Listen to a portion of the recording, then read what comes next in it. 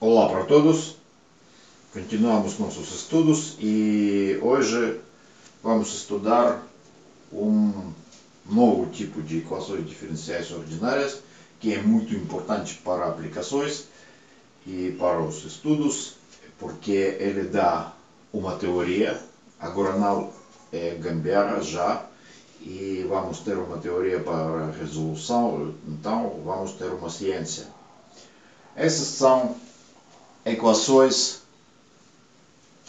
lineares de ordem superior. Então, eu vou lembrar uma definição. Essa definição é a seguinte, em vermelho. Uma equação se chama uma equação linear da ordem n, se ela tem essa forma. Aqui an de x, an menos 1 de x, assim por diante, são funções que dependem somente de x. Função incógnita é y. E nós consideramos as derivadas dessa função. Essa é derivada de enésima ordem, n menos 1ª ordem e assim por diante até aqui. Desculpe, aqui tem que ser a0. A0 também é uma função de, não somente constante, mas pode ser função de x. E que é importante, ela tem índice zero aqui, porque a primeira é derivada, a primeira derivada. Então, a condição é que an de x não é zero, então ela pode tomar em alguns pontos zero. Então, essa coisa se chama equação diferencial ordinária de ordem n, definida em algum intervalo onde estão definidas todas essas funções a e êxima. Então vamos falar o que isso é. Então aqui temos exemplo. Aqui função a3 é seno de x, a2 é coeficiente da segunda derivada x² menos 1, essa é a função a1 e essa é a0, essa função g de x. Quando nossa função g de x é zero, então essa equação se chama equação linear homogênea da ordem n, equação linear homogênea, porque essa palavra tem um pouco outro sentido do que nós usamos falando das equações homogêneas. Então, porque temos muitos conceitos, poucas palavras. Por isso usamos uma palavra em muitos sentidos. Então, para essas equações também podemos considerar o problema do valor inicial. O que isso significa? Se temos essa equação, homogênea ou não homogênea, então a equação, condição inicial ou problema do valor inicial significa que temos alguns números x0 e y e êxima. Então y0, y1, yn menos 1. E condição inicial consiste de que nossa solução particular que nós estamos achando tem que satisfazer a essa condição. Então, o valor em ponto x dessa função é y0, valor da derivada dessa função em ponto x0 é y1 e valor dessa n-1ª derivada, então é n-1, yn-1. Então, esses são números sempre. Então, mais uma vez, temos que encontrar uma solução particular dessa equação estrela, que nós denotamos por estrela, mas não é qualquer solução particular, mas aquela que satisfaz essa condição. Por exemplo, a equação é esta, e condição inicial, o problema do valor inicial é encontrar uma função particular y tal que em ponto 1 valor da função é 5, valor da derivada é menos 1, valor da segunda derivada é 2, valor da terceira derivada é 2 e valor da quarta derivada é 0. Aqui podem ser quaisquer números, mas o que é importante é que todas essas funções, toda essa função e todas as derivadas dela têm que ser consideradas em um ponto, em um único ponto. Então, senão, já não é problema do valor inicial, é uma outra coisa. Então, esse é o problema do valor inicial. Bom, e com certeza aparece uma questão. Quando existe resolução do problema do valor inicial para uma equação linear homogênea, não, qualquer equação linear da ordem superior, temos teorema aqui, esse teorema, que fala que sempre existe, com uma condição que essas funções têm que ser contínuas. Então, em um intervalo, nós consideramos essas funções a e écimas. Se essas funções forem contínuas nesse intervalo e x0 pertence a esse intervalo i, então nesse intervalo existe uma solução do problema do valor inicial, desse problema. Então,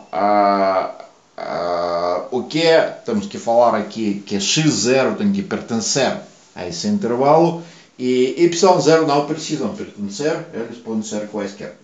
Então, sempre existe solução do problema do valor inicial e essa é a generalização do teorema de existência de uma única solução para a equação linear da primeira ordem, que nós já estudamos.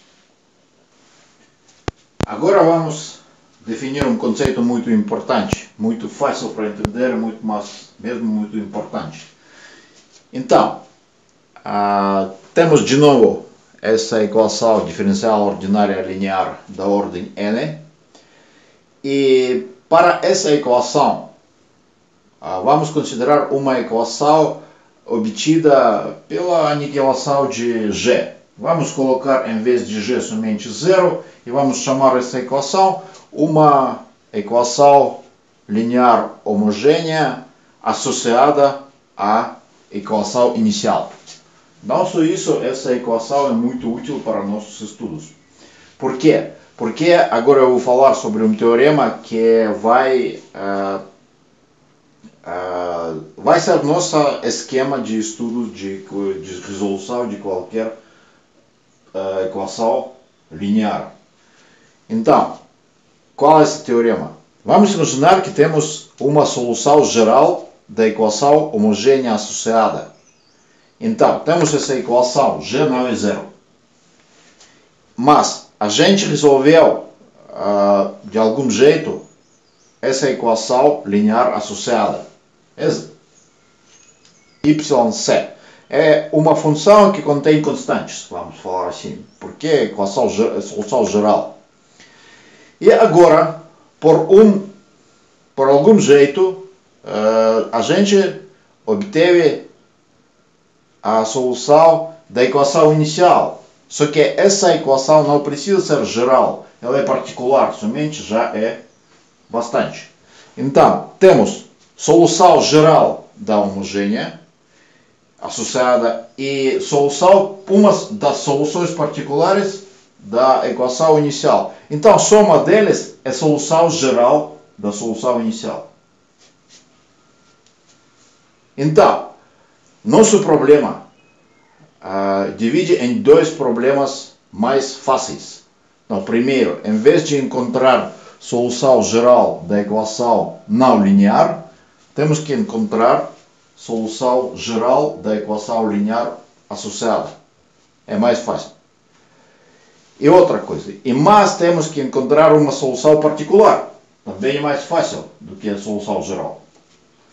E soma deles, que vai com certeza conter os mesmos constantes, que é essa.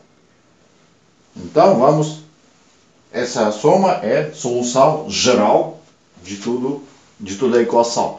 Isto significa que temos duas direções de estudos. Então, primeira direção, temos que estudar as soluções homogêneas, como encontrar as soluções gerais de equações homogêneas. E primeiro temos que encontrar e estudar métodos para encontrar algumas soluções particulares das equações não homogêneas. Então, esse é ponto muito importante, é ponto de bifurcação. Então, agora vamos começar a estudar como encontrar soluções de equações homogêneas, soluções gerais de equações homogêneas. E depois vamos calcular, vamos resolver equações não homogêneas, significa encontrar somente uma solução particular para eles. Então, as equações homogêneas. Agora vamos, em algumas videoaulas, estudar somente equações homogêneas. Então, e logo podemos falar sobre um teorema muito importante para as equações homogêneas. Esse teorema é muito fácil para entender, é muito óbvio, mas ele tem nome próprio por causa de aplicações, porque físicos e engenheiros gostam dele dar esses nomes e eles acham que é alguma coisa maravilhosa, porque é muito importante para eles. Então, princípio de superposição caso equações homogêneas. Então, sejam y e s são algumas soluções de uma equação linear homogênea. E c e s alguns números reais. Então, a soma, a combinação linear desses números, dessas soluções, isso significa uma função que é obtida pela soma de somantes multiplicados, essas funções multiplicadas por alguns números. É também uma solução da mesma equação linear homogênea. Isto significa que podemos somar duas soluções e multiplicar por um número e obter de novo uma solução, sempre. Então, e aqui aparece uma ideia, como foi essa ideia na geometria analítica. Qual é? Qualquer soma e qualquer produto com número é uma solução. Então, será que é possível encontrar uma base efetiva, como se fosse base no espaço tridimensional de três vetores? A resposta é sim.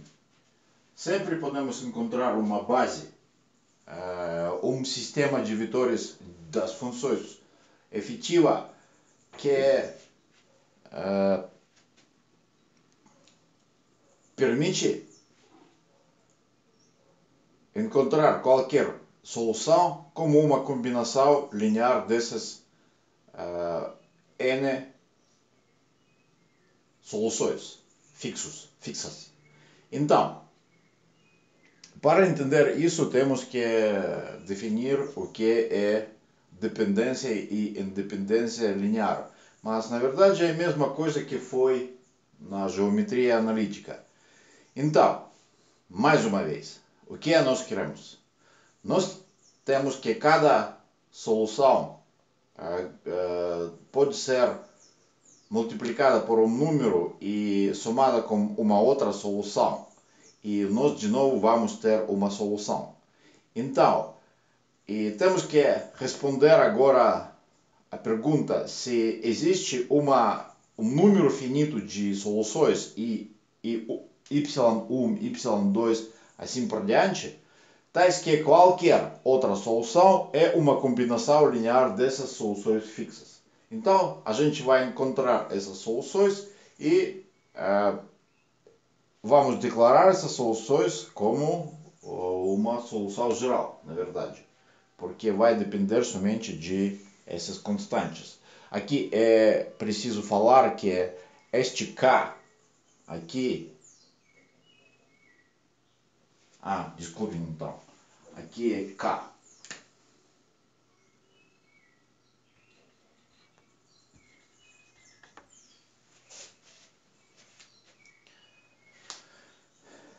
Este K aqui vai ser igual exatamente à ordem da equação. Então, vamos entrar em detalhes. Então, o que é dependência linear? Um sistema das funções, um conjunto das funções, pode ser de umas funções, pode ser... Agora vamos falar sobre funções em geral, não obrigatoriamente que fossem soluções de uma equação diferencial. Então, vamos imaginar algumas funções, f1, f2, fn. Com certeza, podemos construir uma combinação linear dessas funções. Então, vamos escolher alguns números, vamos multiplicar esses números por funções. Aqui é f, alfa 2, f2. E somar tudo. Podemos adivinhar esses alfa 1, alfa 2, alfa n, são números tais que essa combinação linear é zero. Com certeza podemos, sim, vamos colocar alfa 1 é zero, alfa 2 é zero e alfa n é zero. Esse sempre se cumpre. Mas tem uma outra questão. Será que existem outros números que não todas são zeros, tais que se cumpre essa igualdade? Então, mais uma vez, será que existem números, não todos alfa 1, alfa 2, alfa n, não todos são zeros, que a combinação linear com estes números dessas funções é zero?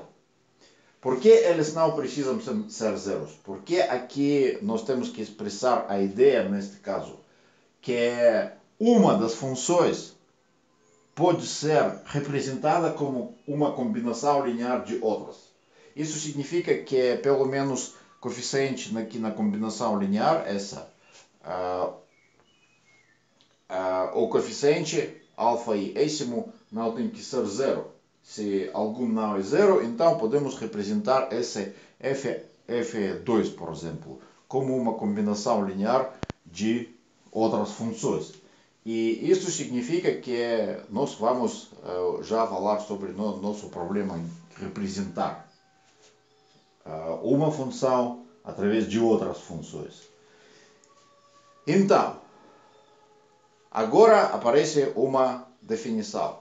Funções f1, f2, fn se chamam linearmente dependentes se em um intervalo i. Então, essa independência linear sempre é respeita em relação ao intervalo i. Se existem alfa i écimos, não todos são zeros, porque se todos zeros, tudo é claro, sempre existe. Não todos são zeros, tais que essa combinação linear é zero para qualquer número x desse intervalo. E aqui a gente tem exemplo. Então, seno quadrado de x não é zero, cosseno quadrado de x não é zero, e terceira função 6 é uma função constante, também não é zero. Mas essas funções são linearmente dependentes. Por quê? Porque se nós escolhemos esses números 6, 6 menos 1 e vamos construir essa combinação linear, ela é zero. Por quê? Porque aqui seno quadrado de x mais cosseno quadrado de x é 1. E vamos ter aqui 6 e aqui menos 6 é zero. Não todos os números são zeros. Por isso, essas funções são linearmente dependentes. E uma outra definição, que logo aparece depois dessa, umas funções se chamam linearmente independentes se não existem tais números. Então, se eles não são linearmente dependentes, então eles são linearmente independentes. Então, não existem tais alfa e écimos que essa combinação linear pode ser zero. Não existem tais alfa e écimos não todos são zeros. Isso significa o quê?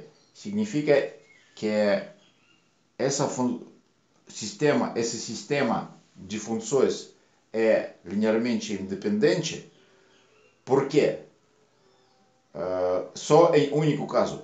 Se qualquer combinação linear é zero, significa que alfa 1, alfa 2, alfa n todos são zeros. Então, se pelo menos algum não é zero, então ela é linearmente independente. Mais uma vez, se existem tais números não todos são zeros, então, e se cumpre essa igualdade, então o sistema se chama linearmente independentes. Caso não existem tais números que não todos são zeros e combinação linear é zero, então é linearmente independente. No outro caso, no último caso, isto significa que quaisquer combinação, se uma combinação linear é zero, então todos os coeficientes dela é zero. Então, na geometria analítica não existe tal critério que temos aqui, mas lá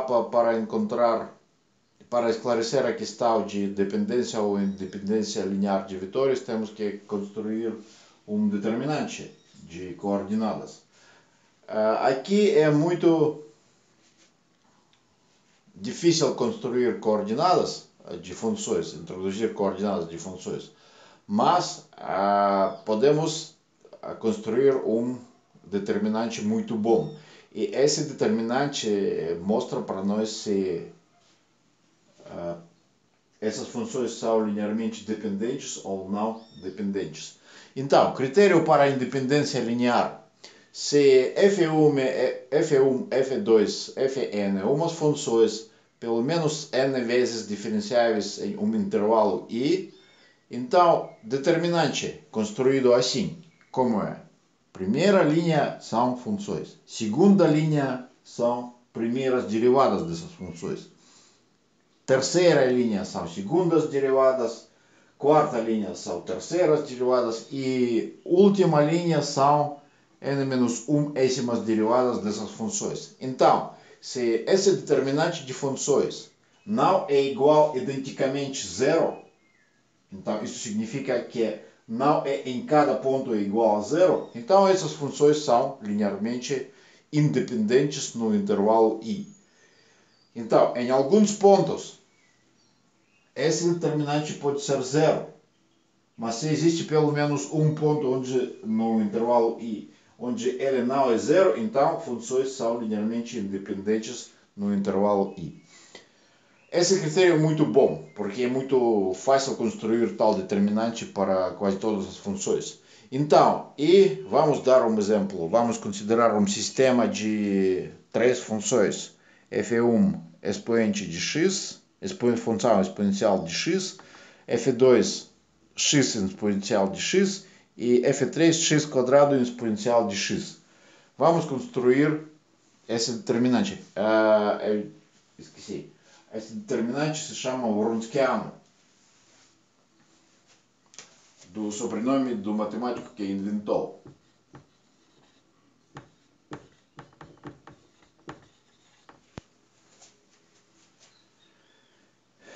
Então, vamos construir Wronskiano dessas três funções.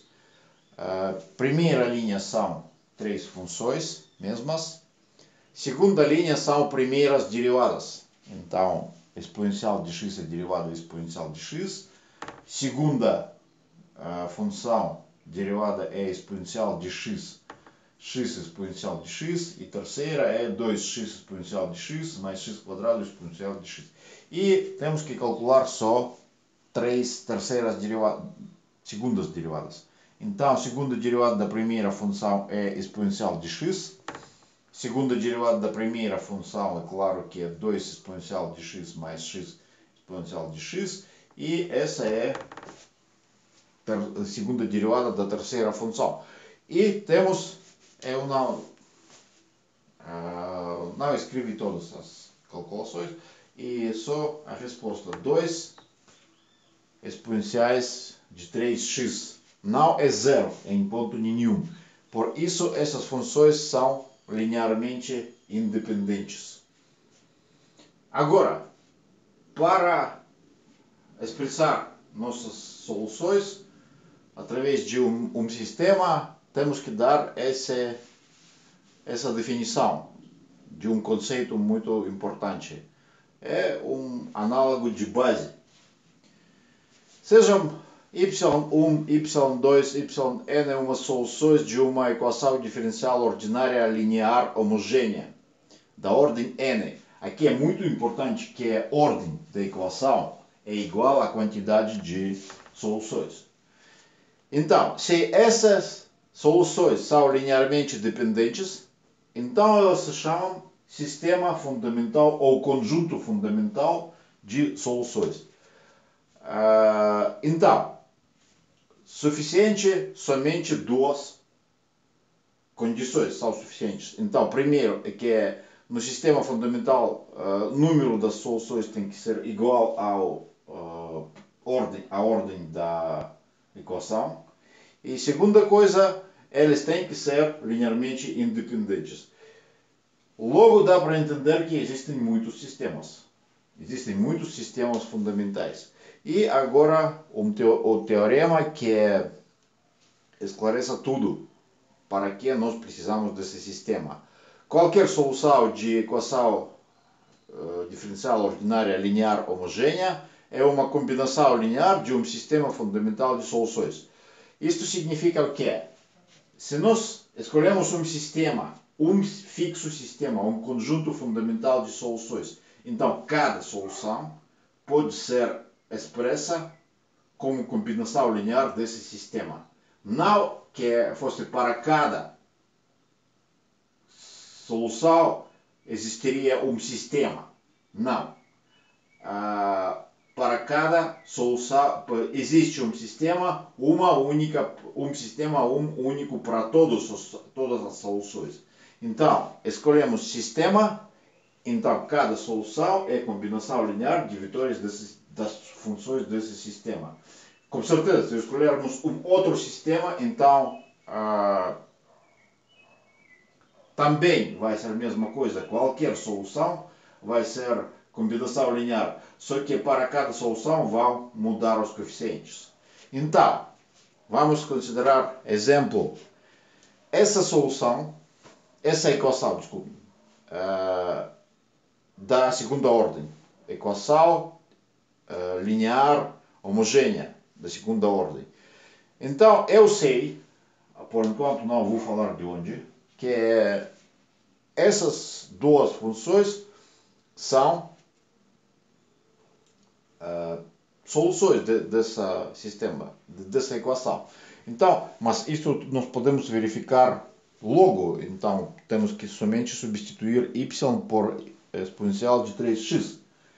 E podemos verificar que cada dessas funções é um sistema. Então, temos segunda ordem da equação e temos duas soluções. Temos que somente verificar se essas soluções são linearmente independentes. Para isso, nós construímos Wronskiano. E o Wronskiano é menos 6, não é zero. Por isso, esse sistema, esse conjunto, forma o conjunto fundamental de soluções. Então, isto significa, pelo teorema, que cada solução y desta equação pode ser representada como C1 expoente de 3x mais C2 expoente de menos 3x, onde C1 e C2 são números reais. Mas isto significa que essa coisa é solução geral. Então, só isso. E a última coisa que eu queria falar é que existe um teorema que não precisamos escrever, mas eu vou falar somente. Esse teorema fala que o sistema fundamental sempre existe. Para qualquer equação linear homogênea da ordem n, existe um sistema fundamental. E não único. Tem muitas. Mas como encontrar esses sistemas? para vários tipos diferentes de equações, vamos dar depois. Só isso.